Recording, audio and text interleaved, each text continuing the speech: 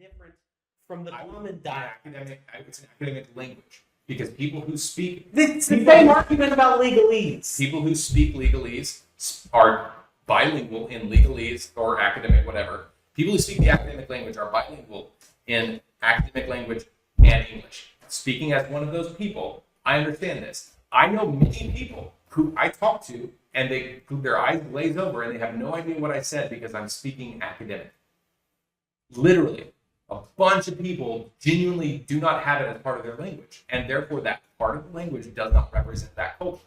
But that culture is part of America. It's a different dialect.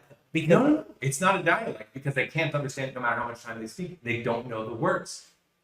Okay, but if the words, okay, so you're saying essentially the words should not be in, you're saying Latin words should not be considered to be included in the corpus of the English language. Latin and Greek. Okay, that is different than saying English is not a language. I'm saying it's a composite language. It's not a true language because it does not have a matching culture. But it does. So it has a bunch of matching cultures that do not overlap as much as the language wants. They overlap enough. So if the letters in the words matter, we and England don't even speak the same language. They spell their words differently.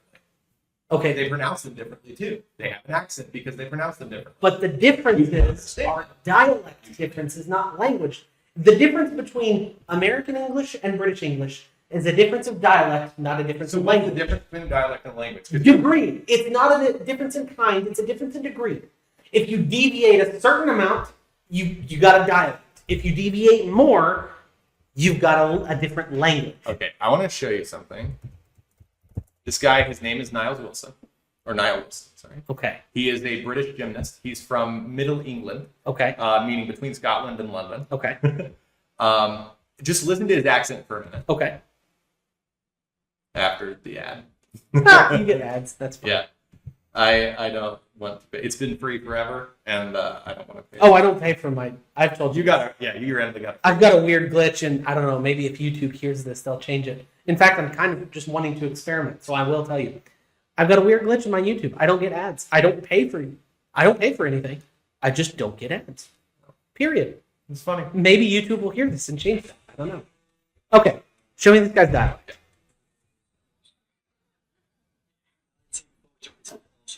Just want to say, the lessons is available for free on it. How much of that do you understand? My new book, The Lessons, is available for pre-order. Yeah, you can kind of understand it if you really focus. No, I can understand that perfectly well. That's called an accent, Reagan. That's not a different language. I can understand that perfectly fine. What's your problem? So, He's using the same words. He's just speaking with a different accent. where I was trying to go with this, before you jump to a spurious conclusion, Okay. was this is him not using his dialect. It's actually hard to find times of him using his dialect. So you would call this an accent, not a dialect. Yeah, that's because he's Okay. using the same words that I would. So just an accent. there are times when he slips into his dialect with his friends, and unless you have subtitles, you really just can't. Oh, I've heard the real the South London accent that is really more of a dialect than an accent. Yeah. So I agree with it. In it, you know, To me, they it seems they like end you're every talking- sentence with in it. stuff like that. That's So- a dialect.